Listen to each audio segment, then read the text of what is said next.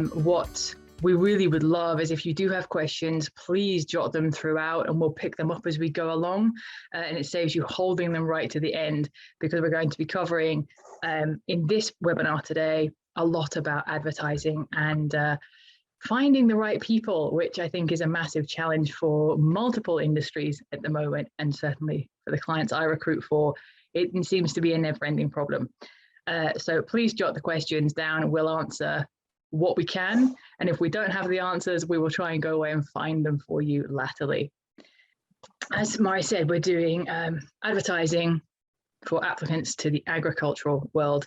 And we'll just move through. We've got a couple of examples and things like that to also help out. So we're starting off easy peasy advert design. Or well, I say easy peasy, it's easy for me, it's my industry. Advert design, what do you need to put in an advert if you're wherever you decide to post it? What is necessary? It seems really simple when I say it like this, but a lot of these things do get missed.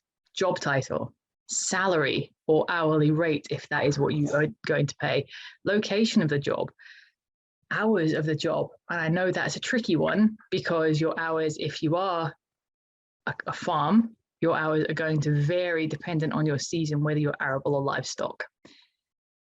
A short list of normal duties and responsibilities. We can't assume that everyone knows the particular rhythm and routine of our business. So just a normal list, doesn't have to be excessive. 10 points if you need an estimate. And a person specification. Now this is a slightly more unusual one and something I often find has been missed off an advert. The reason we want a person specification is because you know the kind of people you want to work with.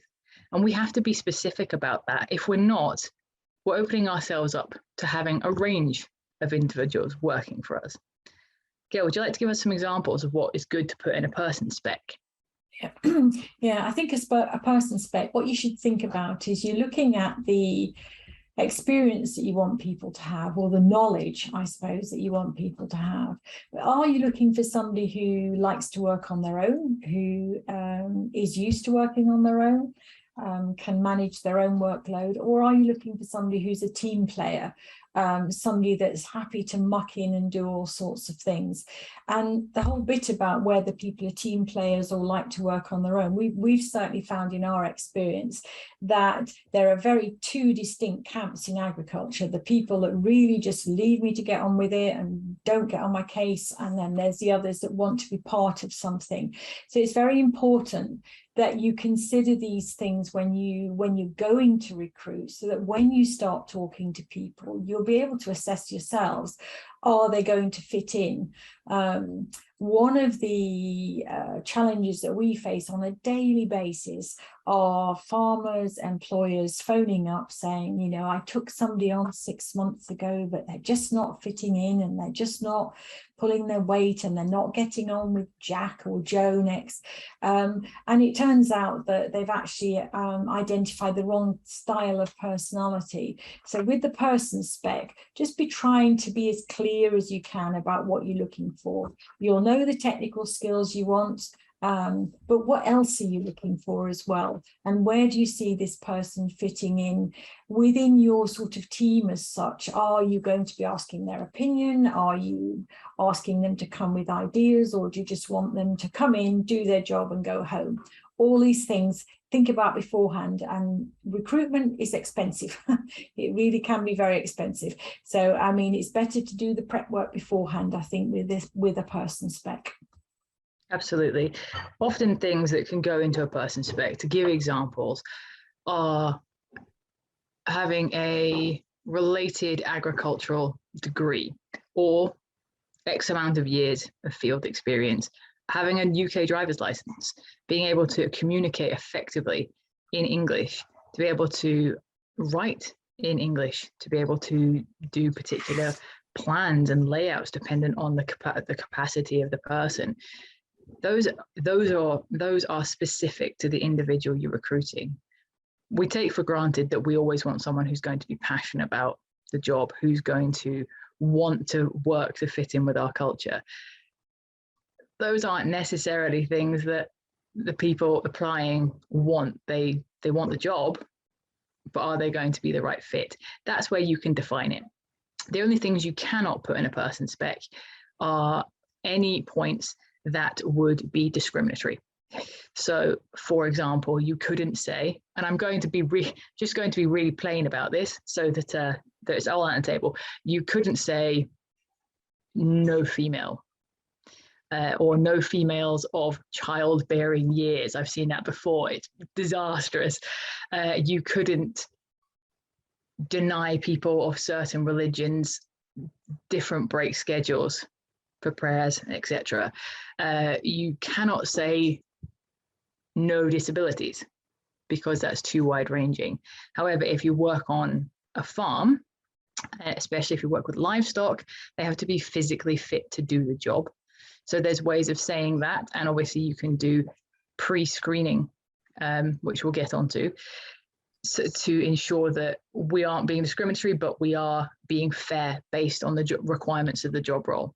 So actually, in fairness, someone with a disability that cannot be seen, such as long COVID, recently been ruled as a disability in several courts, cannot be seen, cannot be quantified, doesn't mean they can't work in a farm. However, someone that doesn't have full ability to use their limbs, so for example, if someone's in a wheelchair, we wouldn't, under a duty of care, ever have them working with livestock, because they wouldn't be able to protect themselves, move quickly away if anything was due to happen. But essentially, we just don't discriminate.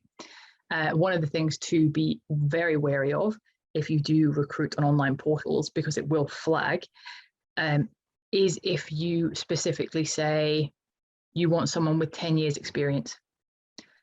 It discriminates against graduate students, and it discriminates against people moving career fields. Online portals will flag that immediately, but again, you have to just take that into account in your wording. As we said, are you shopping for a resource or for the final product? What we mean by that is, in the current climate, it's very difficult to go to market and look for a farm manager, for example, and find the perfect person for you. That didn't always used to be the case. It is the case on the market now. Are you determinedly going to go to market only to find that particular person who has all the particular skills you need? Or are you willing to shop for a resource where you're looking for someone who has 60%, 70% of the things you want for the final products, but you're going to have to do some work with them in the intermediary time, maybe a year, maybe 2 years worth of training. That's what the market has available for us at the moment. So you've got to take those things into account. Succession planning is actually really prominent at the moment. So keeping an eye on when and where we need staff, because we are shopping locally in the UK, but we also have to go abroad for them. And I will touch very briefly on visas later on, but I'll be covering it in a bit more detail in our webinar next week. So we wanted to bring some advert designs. These are some of my favorites.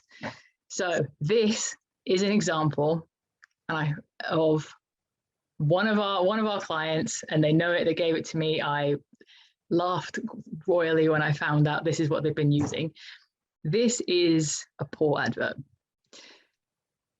Doesn't tell me much. Obviously, I've taken out the client name. It was in it, but it was buried down at the bottom. It doesn't tell me really a huge amount about the job role. Doesn't tell me the salary. Tells me the location.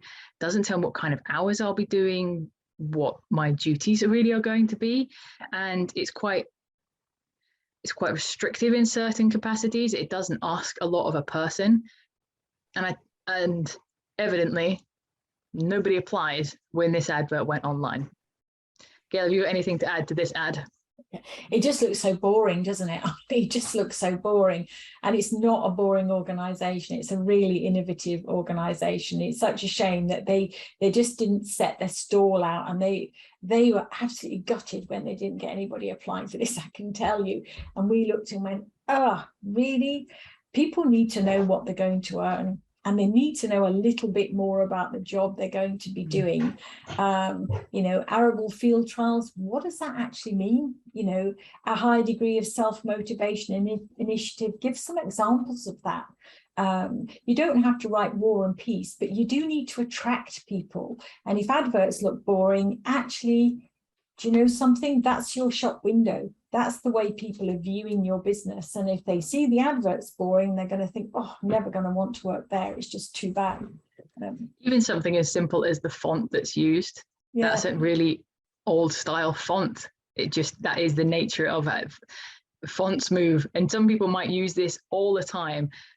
That's not the current font. It's not the current choice. So already it looks dated. So yes, they were really disappointed when they didn't get anyone applying with this advert. So we took it back and we refreshed it and turned it into a newer looking advert. Again, logos have been removed. So we start off, company background. Tell us a little bit about yourself. Who are you? What's your name? Where are you based? What is your business? What are you passionate about? What is your driver? The company background on this before I took it out today was about 2 or 3 short paragraphs, but in it, it told me who the company was and what they were about, what they wanted in terms of their company culture, what kind of turnover they had. This is a slightly bigger organization. You don't have to go in as far as that, but if you are a dairy farm, what size of herd do you have? What kind of breed do you have? Do you specialize in any pedigrees? Give us a little bit of something to just get our teeth into that we're then excited to read a bit further because you have set out your stall. You're telling us who you are. You then move on really clean. What's the purpose of the job? What is that? 3 sentences? And we've already outlined, this is what this job is for. This is what we're going to be developing. We will give you full training. Really, really clear. Duties and responsibilities. What is that? 6 points, 7 points. That's not a lot. It doesn't, that covers the breadth of the job role. As I said, it doesn't need to be incredible amounts of detail. Just, again, something to get our teeth into, something to help us understand what is going to be asked of us when we join this team, if we join this team. Person spec, there it is. We want a hands-on individual. We want enthusiasm, passion for Scottish agriculture. This is the experience that we desire. It's not essential, we can work without it. Yeah, again, a qualification would be desirable. Not essential, we can work without it. Good communication, organization skills, those should be as standard. Hands-on experience working, this one is with arable. High attention to detail, again, something that I now put in as a standard requirement. Flexible work ethic, strong team working skills. We want them to get in, get on with our team, but also give us the flexibility that we need to operate our business throughout the year. Ability to work autonomously is so important, and so many people cannot work autonomously. They need the social interaction of a team. And if you are a smaller farm, everybody has to just get on. You cannot hold hands. And this one, full and clean driver's license. That's what they need. Then the role details. Really simple. Location, just the address or just the basic area. Salary, what you're anticipating the salary to be. It doesn't have to be the end goal salary. There can be some negotiation on it. Normally, if you are struggling with what you think you want to pay, you want to do an annual salary, for example, I often say put a range. Put a range up, and where you want to be, make sure that's within the last, let's say you want to pay someone £27,000. I'd be saying, right, put a range up from 25 to 28. That gives enough scope so that if you get someone with a lower level expertise applying, but you like them, you don't have to give 27 straight away. Now, I know 25 is below minimum, below the AWO for this example, but you don't have to give 27 straight away. You could give 26 and say that after the first 6 months, after the first year, you are going to increase their salary to 27. You can do those guarantees as long as you're comfortable with it. And then the hours of work. As I said, these can be flexible across agriculture. So if you think your average week, and this is what I'll always push back to, what is your average week? Not your in-season average, What is the average throughout the year? Because if, for example, you are an arable producer and you've not got a lot happening in the winter, you're likely not working 60-hour weeks every week. You've probably cut right back down and you're doing really variable hours. But in season, you're working 60, you're on the high end of the scale. Come down to an average. Maybe it's 45, maybe it's 48, something like that. Give them an idea of what they're signing on for.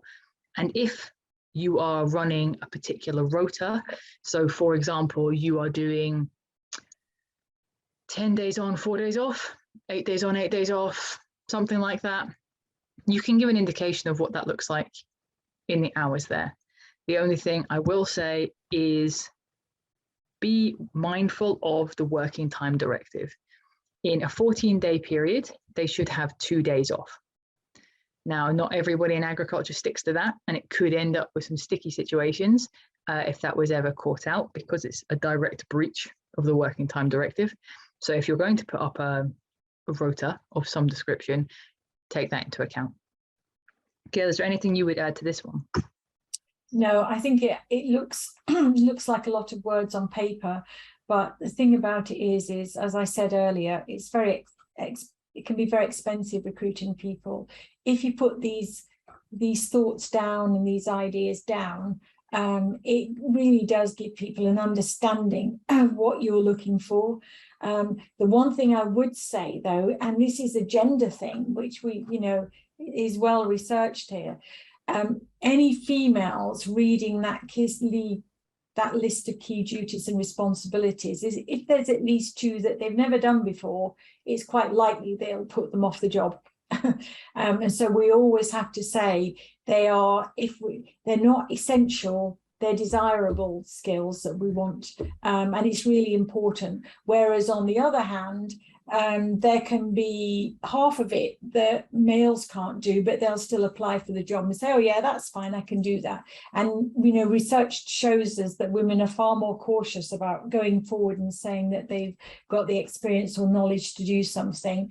So you have to write it in such a way that training is available. We are always looking for people to develop and grow with the business, and it may be that you get somebody that has only got 60% of those skills and you can bolt the rest on over the next or the first couple of years. Absolutely. I always forget that, and then it reoccurs to me when you say it. I'm like, it's an incredible statistic that actually if a woman can't do stereotypically 80% or more of that job role, she's put off by it. So yeah, we really do want to attract as many people as we can to our job.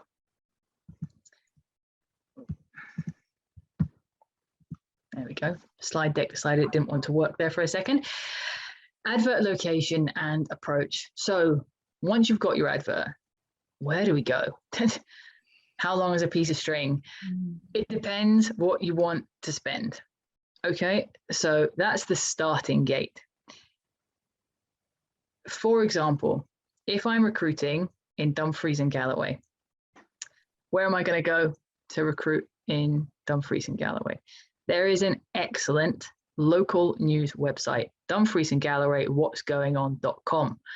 And I can post a job on there, and I do get responses. It's got a reasonable turnover. It also markets it to its Facebook page for, I think it's £40. I think it's £40, and they'll have it up for a week.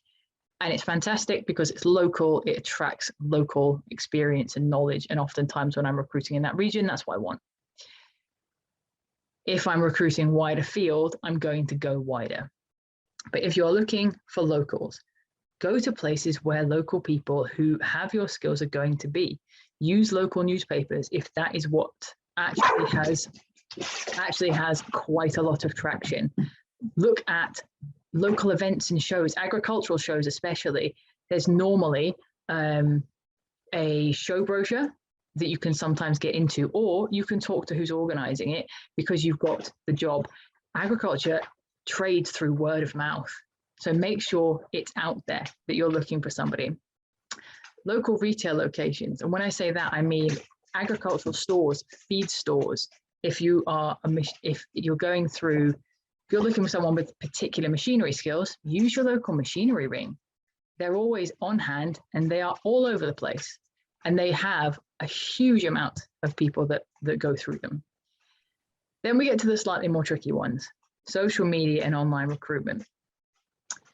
They're tricky purely because there's a different requirement when you advertise online. Anything that goes online lives forever, they say, and it is absolutely true. Online recruitment portals, there are a range of them. I often use Indeed. It is the cheapest. That is a fact. It has a huge amount of turnover for not a huge amount of money. So you could post a job, probably the cheapest you're going to be able to post on Indeed is about £60 for a month. And you've just got to be careful of your spend. S1 jobs, I think it's about £250 to post on there. Reed is the same. And then if you go to the agri-specific recruitment sites, be prepared for their pricing. They have specialist individuals looking at them, but they also know it. You're looking, I think, a minimum on some of those agri sites, about £450 for an advert. And that's for the Bobby Basic package. So you always want to tailor where you're posting for whatever the job is. I don't often post and I don't often recommend posting on the agri sites purely because normally for any particular client, the cost doesn't outweigh. It doesn't bring the benefit for the cost, but they are there. They're very good and actually very good just to talk to and get some advice from. Social media is the most difficult one. So Twitter, you cannot post a job on, it gets lost. A tweet has a 3-second lifespan. Instagram, unless you have a very, very up-to-date Instagram, and that's where you post quite often, and you have a decent following, not going to bring any weight. TikTok, not going to be bringing any weight. And we can go through the list, the ream list of social media. The one that most people post on is Facebook. Now, the challenge with Facebook, it is not a business site. It was designed for personal connections, designed for friends and family to use. And if you go onto Facebook, any of your accounts, and you search for a friend's farm, and you know they have a page, you're very likely going to find some pictures on there that have gone on their page, that other people have posted, other comments that aren't in line with what you know your friend's business wants to be. It's very difficult because we cannot monitor or censor other people's comments on something like Facebook.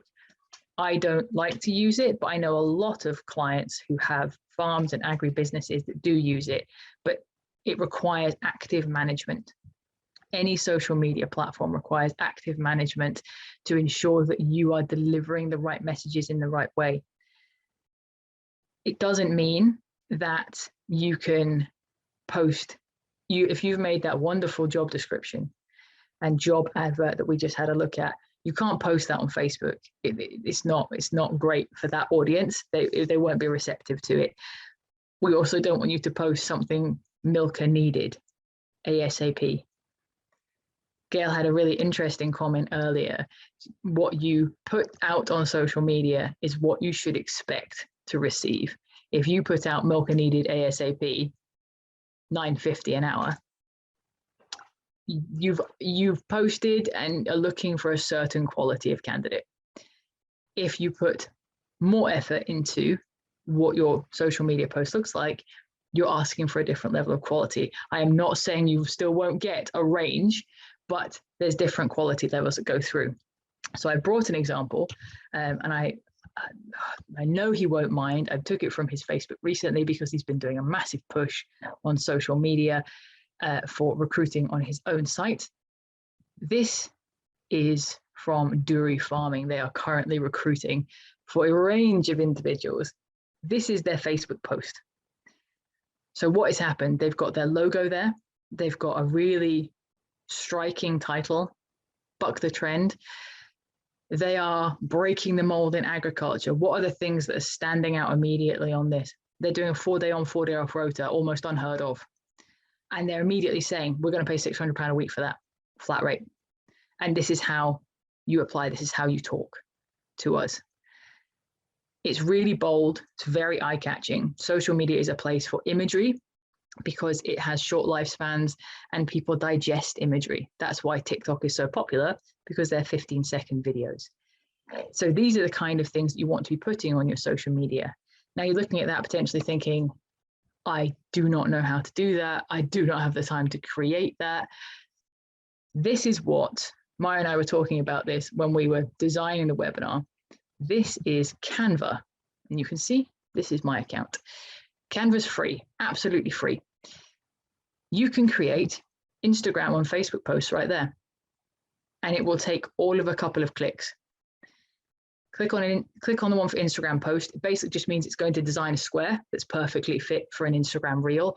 Those are the ones I use because they fit all social media types. All you have to do, throw on an image, throw on some wording, make sure that it looks good to the eye. And actually, there you go. There's the Facebook post. And it will say more about your brand, about your farm than milk are needed ASAP. Gail, have you got anything to add to that bit? You're on mute. I think one of the things that I think is critically important is use your network. In farming, it's like a big spider's web, and most of us know somebody who knows somebody who knows somebody else, and the word gets out very quickly. And I think it's critically important as an employer that you use your network to get the messages out when you're looking for people. You know, you can go to the marts, you can go to the auctions, you can go to the shows. If people know that you're looking, you know, it's amazing how often they'll bump into somebody and mention your name, and you'll get a sort of random person coming out of the blue saying, oh, I think you were looking, I understand you are looking for milkers. If that's, and that's very relevant for us at the moment. We've had a couple of clients posting that very advert looking for milkers and then complain bitterly about the quality of the people that were applying. But use your network, don't underestimate it. It's really powerful, and it will supplement all the other things that you're doing. And we find that when we're recruiting for people, we use our own network a lot. And we might not get an immediate result, but after 2 or 3 weeks, we'll suddenly start getting applications in as the word's gone around and about. Absolutely, it trickles down the chain. I can see Mari's come back online. Do we have a question that you want to throw in at this point? Yes, I do, thank you. It just fits quite nicely on the social media element. So the question is, I've seen a lot of job adverts posted on Facebook for farms recently, but rather than on, you know, pages, farm pages, they're posted in groups, things like the British Farming Forum or other groups with very large farming audiences. Is that something you've seen done, or could give any comment on effectiveness maybe? Absolutely seen it done. It's quite a common thing. I always recommend, if you're going to start posting on social media, use your own page first, because everything ties back to you.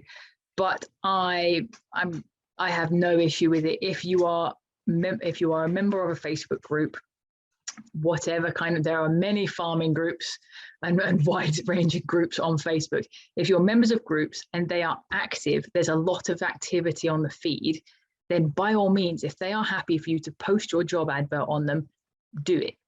Again, it's just a way of using your network. That's an online network, but it's a way of spreading the message, because the reality is we're struggling to find candidates locally. We're struggling to find candidates in Scotland. We're struggling to find them in England and Northern Ireland. So we need to spread the messages as wide as we can. But that's why it's so critical to make sure that advert is representative of who you are, what your farm does, because actually that's what you're pushing out to a wider marketplace. Commenting on efficiency of it or effectiveness of it, 50-50. It's 50-50. It's always going to be 50-50 with social media. I've certainly, on that advert from Duru, we have had colossal response, absolutely colossal. How many would I actually recruit? That's the question. And we've done, as I said, we'll go on to, we've done a lot of pre-screening, a lot of sifting, a lot of trialing to ensure we're finding the right people. But that particular post has gone out on their Facebook page and has gone into multiple groups.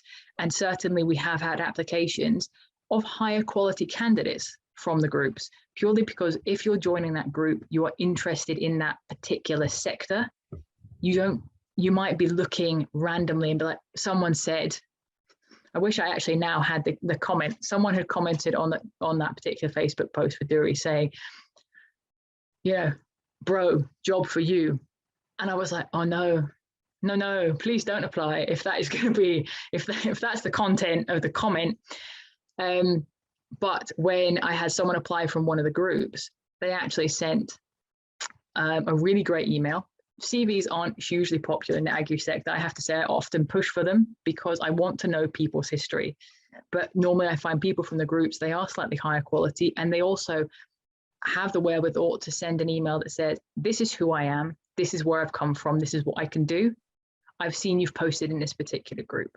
So it comes down to, if you have the opportunity to post in a group, absolutely go for it. Just make sure what you're putting out into the world, you are happy represents your brand.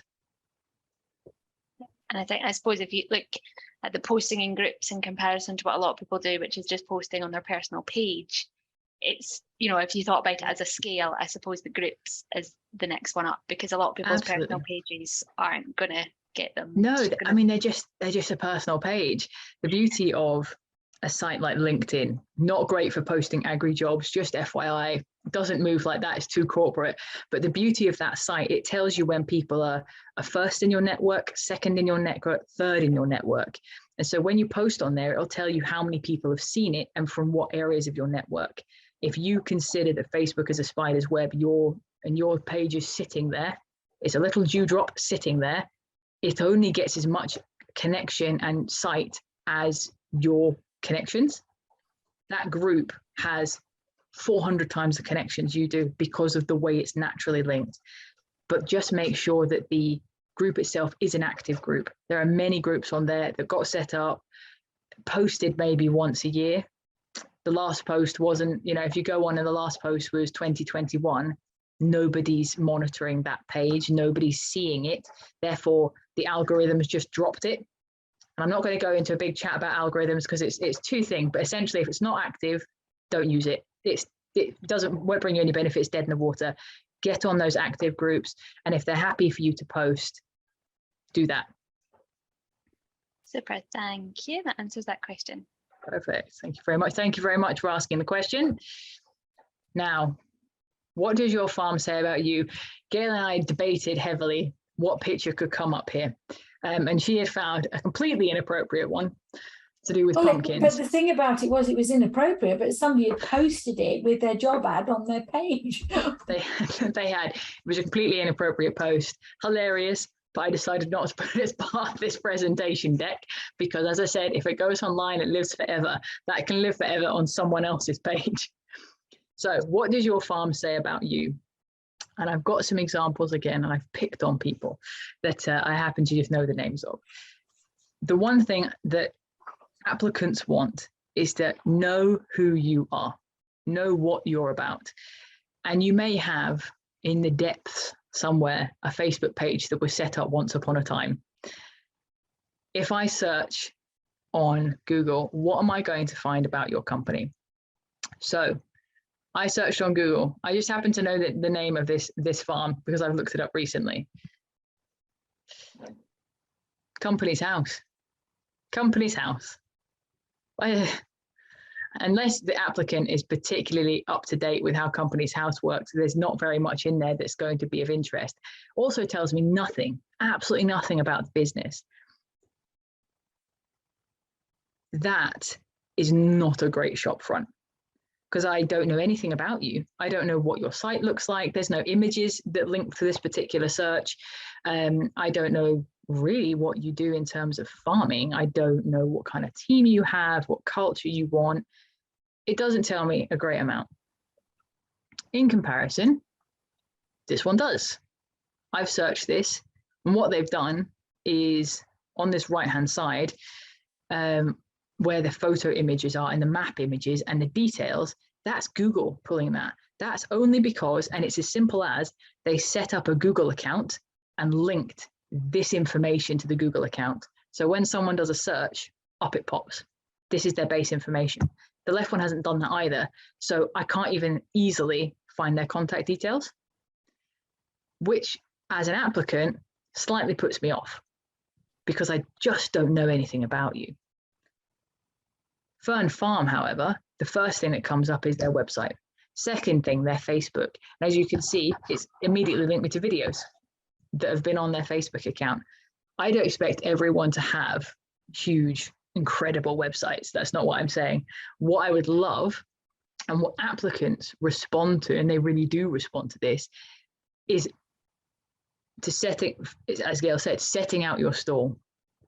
You can set up for free on a different domain, or for most of you will have domains because you'll have protected your name already.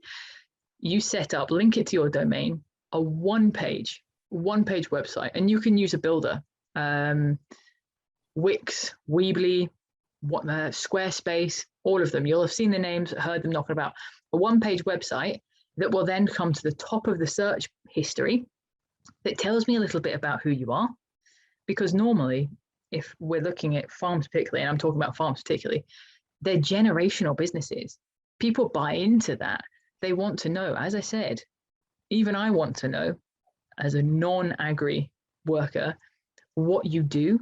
I want to know if you're arable. I want to know if you're seasonal fruit. I want to know if you are livestock. I want to know if you're dairy or if you're sheep. I want to know if you've got different pedigrees. I want to see, in all honesty, I want to see a picture. I want to see a picture of your site. I want to see a picture of you and your team, so I know who I'm going to be joining, so I can identify the kind of culture that you have. These are really important things. And certainly on websites like Fern Farm has, it tells me a huge amount about the company. You don't need to go as far as that. It's in the same ethos as putting a great social media square, an image square to represent your job on Facebook. It's the exact same thing. You're just setting out a picture so that if a customer, an applicant, couldn't even think of the word. If an applicant sees your job, let's say you've put it on Indeed. Indeed is a neutral portal. So all they'll see is the words. If then they think, I just want to know a little bit more about that company. Who are they? What are they? Do I want to work there? And this is what the good quality candidates will do. They will go and have a hunt for you. They will go and ask friends, have you heard about? Do you know anything about this? Have you seen this advert? Is this legitimate? Is it not? And you want to be very clear with, actually, yes, we're here, we're legitimate, this is what we're doing. Gail, any thoughts about either of these? No, I think I just can't stress the importance of how many times I've had feedback from potential clients saying, oh, I Googled them and I couldn't find anything. I couldn't even find a picture. What we found is people now moving around the agricultural businesses, the first thing they do is Google the farm or the agribusiness. And what they want to do is they want to connect. They want to see what you look like as the employer. They want to see your face, or they want to see your team, because that way then they'll actually assess the team. It's amazing. But I mean, we consistently get this feedback all the time, and we have to advise our own clients, look, you need to put something on social media that's a picture of you walking the fields with your sheep, with your cows or whatever, because actually seeing them is actually another step in the direction of them applying for the role. If they can't find out anything about you, if all they can see is what company's house is providing, the chances are you'll really diminish the opportunity of them applying, because you're anonymous and they just can't see you. So visibility is really important, but visibility in a way that isn't stupid, it isn't silly. It's just a great picture of you as the employer or your team, even people sort of working around your business. It gives you an identity that people can grasp onto, and you're much more likely to get people applying for your jobs if, when they Google your business, something pops up and they think, oh, right, oh, that's what she looks like, or that's what he looks like. Actually, by doing that, they actually feel they already know you. So it's honestly, it's a great trick, and it doesn't need to be hideously expensive. With some of the tools that Sophie's already mentioned. You can set up a one-page website, or you can look at your Facebook and page and think, does that really reflect what I want the business to be like? And actually start doing some adjustments to it. Absolutely. Really doesn't have to be costly or too difficult. Oh, the good one, indecisive about interviews. How do we screen candidates, especially if we get lots and lots of candidates, which is always what we want, because we want lots of options, but also the territory that comes with it. Screen candidates by their application, how they've applied.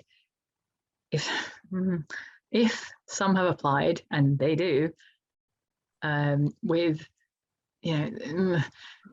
as much as have no experience but need job, that's great. Not for here, you don't. Thank you very much. Screen them by how they've approached you in the application. Did they provide a CV? Did they give you any detail about their background? What are they actually, in reality, they're applying for your job. They have to present and sell themselves. And if they can't do that on the first stage, then we've already got a question mark over their application. Ask pre-interview questions by email or phone. I prefer to send them by email because I'd like to see if the individual is willing to put the time and effort into responding to my questions. I'm putting the time and effort to send them. And I also then have a record of how they've responded to me, so I can keep a track of what's going on.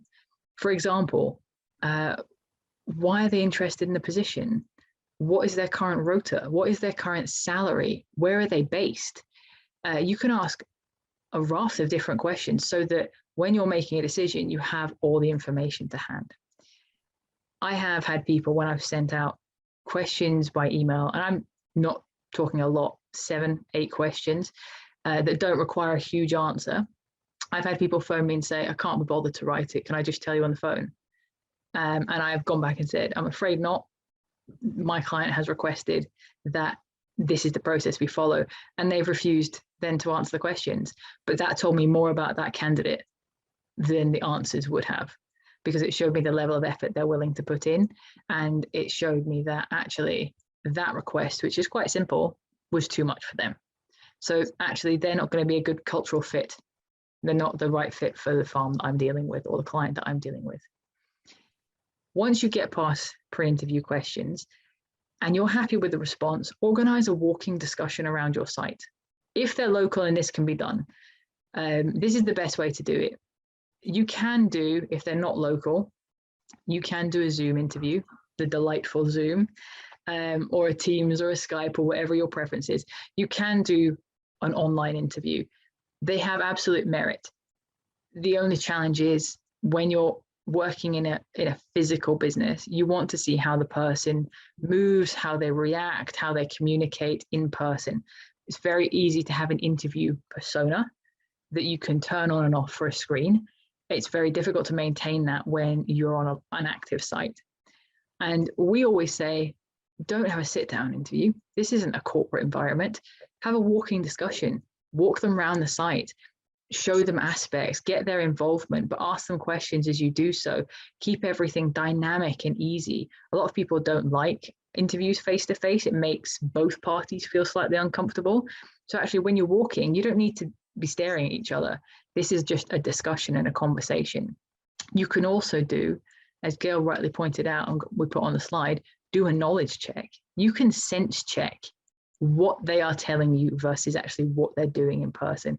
So if you work with specific bits of machinery and they're saying, oh yeah, I've definitely used a 360 digger before. Perfect. So this is ours. How would you do X, Y, Z? I've milked in a parlor before. That's not an issue. Great. Well, we're going to walk through the parlor. Could you just tell me these are standard machines? Can you tell me how you would work that? How you would clean that? How you would handle this aspect or that? And you can have that. That's you actually genuinely having an interview and you're sense checking as you go. And it gives you, again, another level of knowledge and another level of security in the decision that you're about to make. Organize a trial day. absolutely, I'm all for trial days. We have to pay, obviously, for a trial day, but if you can, especially on farms, organize a trial day. The person might get on great with you. They might not get on with your team. They might not get on with the gender balance of your team, which is something we often see, unfortunately. They, when put on site, do have experience milking, not to the capacity they said, very slow, that all of a sudden it might crop out that actually they've had some dexterity issues before, they've got flexibility issues in their wrist. Oh, these are all massive flags that then we'd have to make decisions on the back of. So organize a trial day where you can. And if you are quite remote, hopefully you've got static caravans, some sort of tied accommodation, or an overnight room. So that's, again, a cost that you're just going to have to calculate. And I'm not, when people apply for the jobs, I'm not saying everyone's going to need a trial day. They've got a fair few steps to get through to ensure that you're finding the right quality of candidates. And most importantly, and Gail's favorite, seek references. Gail, do you want to expand on that bit? Yeah. I think so. What I do is when I get applications in, I always, people that I'm really interested in, that I think will suit my client, whichever client I'm working for, I'll always do a quick Zoom interview with them, literally 20 minutes, half an hour. That will tell me heaps about them. Even if they haven't, even if I have had this, I'm interested in your job. And so I'll have a quick Zoom talk with them, but I think it's really important to have the walking discussion. Not many of us are very good at interviewing, to be honest. It's quite a sort of false situation, but taking people for a walk around the farm, the buildings, or whatever you're doing, and walking next to them. Are they monosyllabic? Do they offer information? How do they sort of acknowledge other people around them? Do they recognize bits of kit? I mean, I had somebody only today actually that was on an interview, a walkabout interview, and he was taken to a field, and the person who was doing the interview asked how long the candidate felt it would take to drill the field, and came up with the most something like sort of 20 hours, and it actually normally only takes 3 hours. So again, he just exaggerated what he could do, and it's by just getting underneath the initial sort of facade that's put forward. We all have an interview sort of face and an interview technique, but you need to get beyond that. And once you've done that, and you think, right, great, actually they're perfect for us, this whole bit about references is critically important. We know, because we see this on a daily, weekly basis, that there are an awful lot of people within the Scottish agri industry that move jobs at least once a year. Sometimes it's every 6 months. And it's in particular areas of Scotland, and there seems to be, so what you've got to do is really seek a reference. Now, if you say to people, can I have a reference from your last employer or the one before that? You know as well as I do, it's a very small world in Scotland. Agri is very small. You can pick up the phone and you can bet your life that you will know somebody that eventually knows this person. It's really worth picking up the phone. And the reason for that is something that we've come across, particularly probably the last 18 months, is there's a big body of people in the agri sector that are constantly moving from farm to farm. Unfortunately, most of them seem to have substance dependencies. And so that's really, really problematic. And so they'll go onto a farm for 6 months to a year, and then sort of bit crash and burn, and then move on somewhere else. So it's, as I said, it's such an investment, investing in people and investing people for your farm. Just pick up the phone and ask the reference. If they can't give you references, honestly, beware. Just stand back and think, hang on a minute.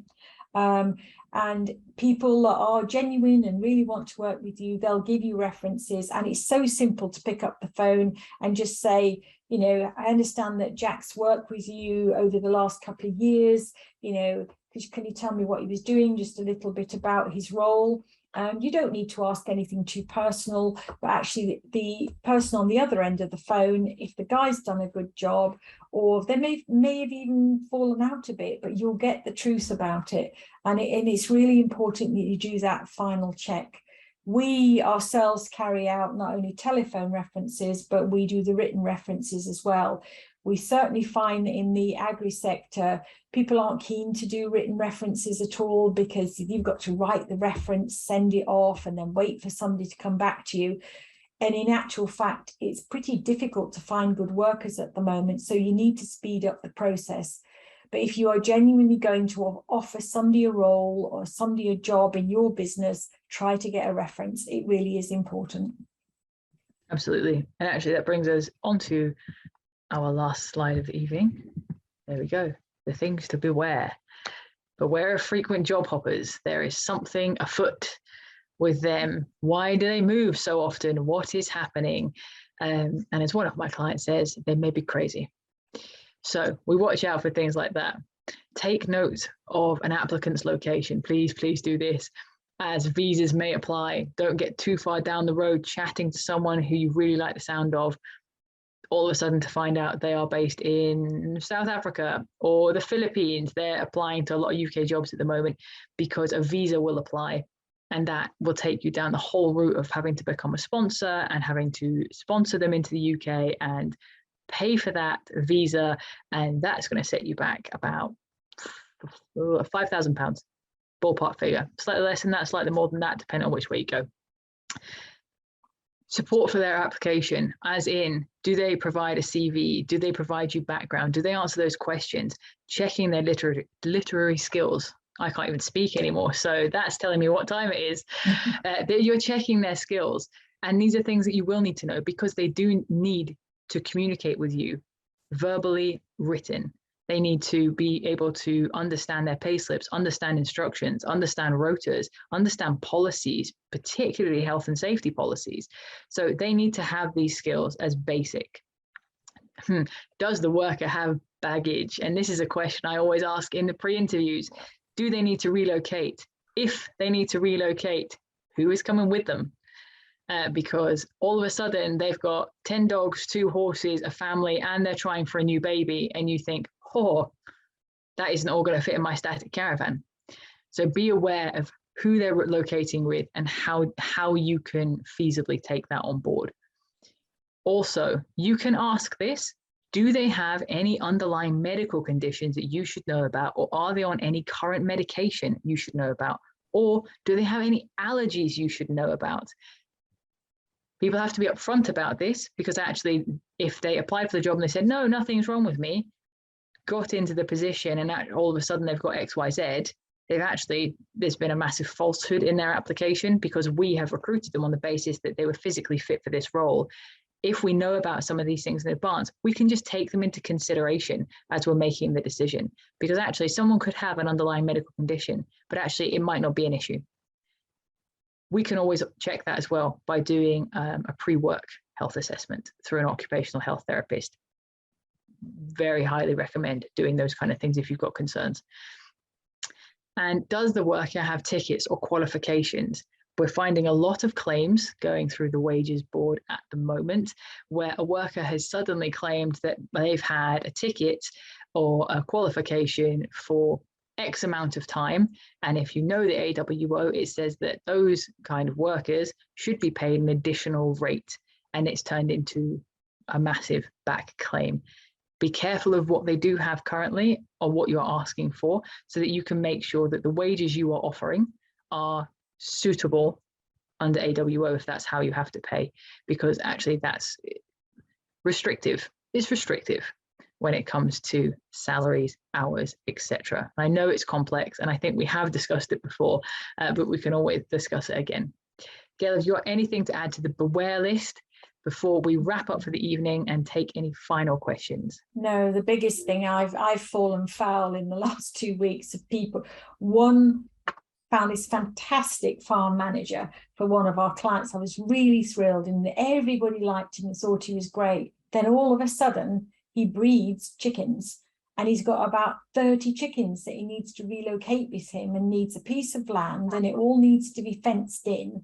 The poor farmer that I was working for just about had heart failure. That was my fault. I didn't ask the question in the beginning. I should have asked it in the beginning, so it came right at the end, and all of a sudden it ended up being a bit of a drama, because the gentleman, absolutely lovely, was relocating with his family, which was fine. He was going into a tied cottage, but I didn't know about the chickens, and he also had 3 dogs.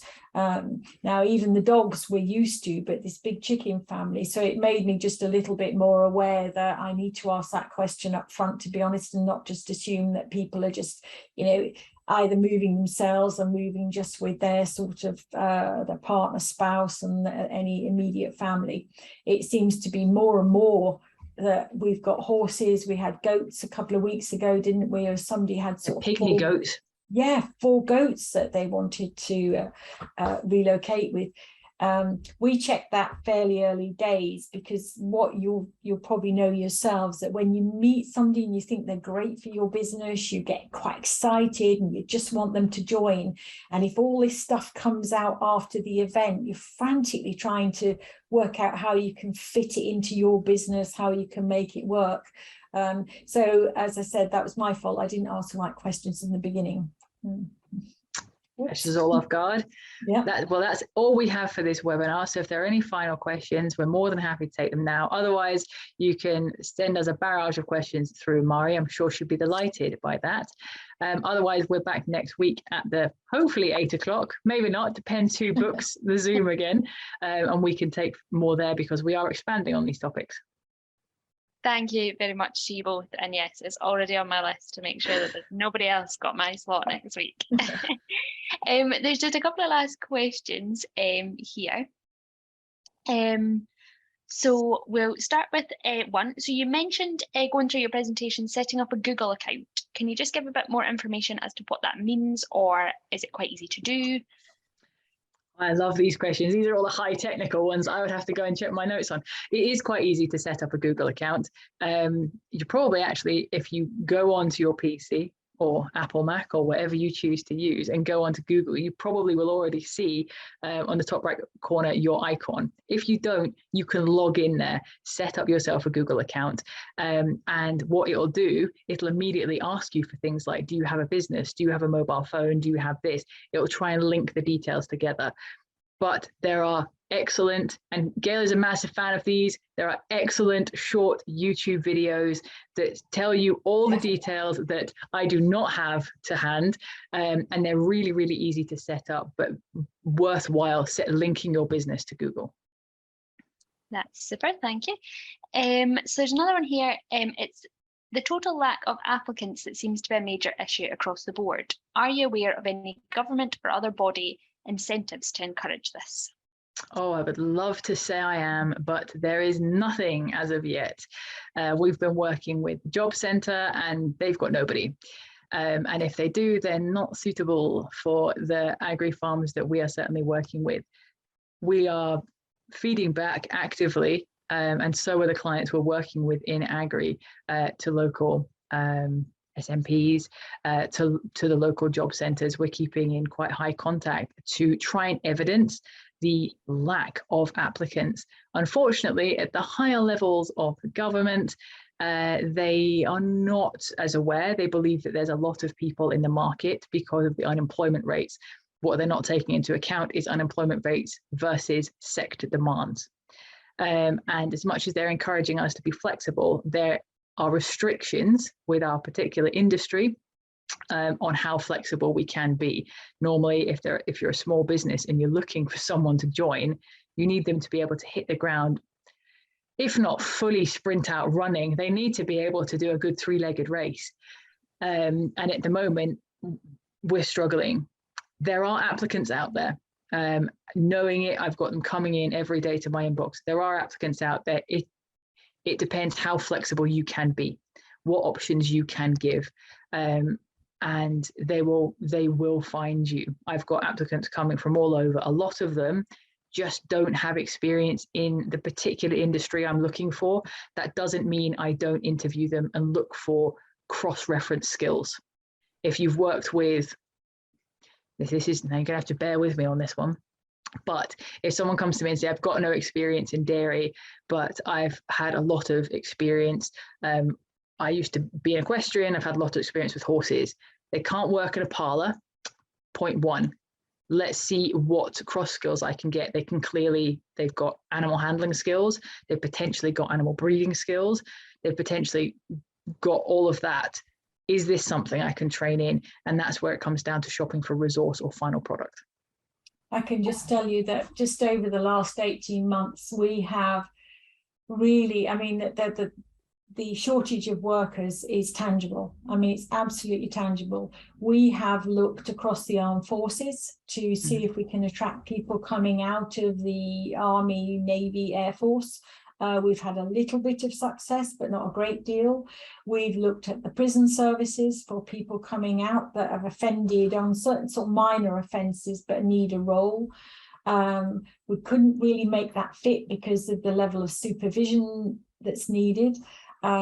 We've had some success with bringing apprenticeships in to different businesses. Again, but that's a longer term investment. What you're doing is you're building up. And to be honest, and we'll talk about this at the next one, we are now, these shortages are so acute across many of the farms that we are genuinely really focusing on visas and bringing foreign nationals in. And I'm not just talking about Europe, we're talking about, you know, much further afield than Europe as well, because there's just not the level of people about. And what we are finding is that those are looking for roles, they can almost go and demand what they want to be paid. So we found only, was it a couple of weeks ago, Sophie, we found a farm manager who was interviewing for one of the posts we had, and he did very well. They offered him the job, but he turned it down because he went back to his employer, and his employer actually increased his salary by £10,000 just to keep him. And it was staggering. And so we're now in a market where basically the workers can sort of command, if they're good, they can command the salary and go in. And we've seen it time and time again, haven't we? So it really is difficult, and there doesn't appear to be anybody in the halls of fame that are listening too well. So we, at the moment, we are now actually really focusing on bringing overseas workers in, which is expensive for any business, to be perfectly frank. So there's no silver bullet for this one. It really is about making sure that everything you can do to make your business as attractive as you can.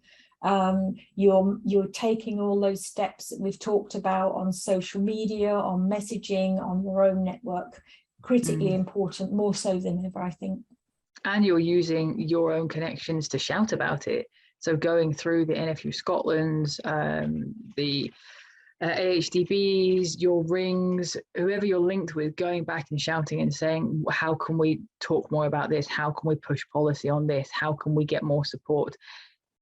We need as many voices as we can talking upwards about it, because there's a lot of talk in the industry. There's not as much press about it as we would like.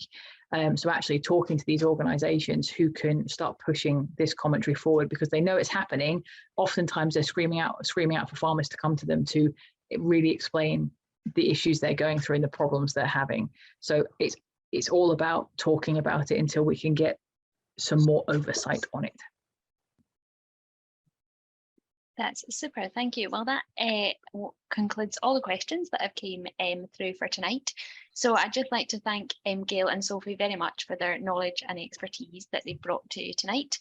As they mentioned, there is another one in this series next Thursday night. And if there's anybody on this call this evening that hasn't yet booked on but is now interested, I will send the link round you all by email this evening. And along with that will also be the link to the evaluation form.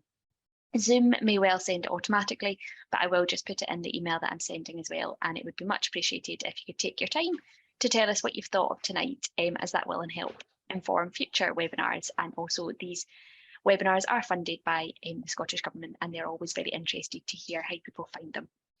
And there is also a chance to win a prize and a prize draw if you do fill in the evaluation form. So it's worth the 2 or 3 minutes it takes. But I'd just like to thank you all again for your attendance, for Sophie and Gail for their knowledge and expertise, and bid you all a good evening. Thank you very much. Thank you. Thank you.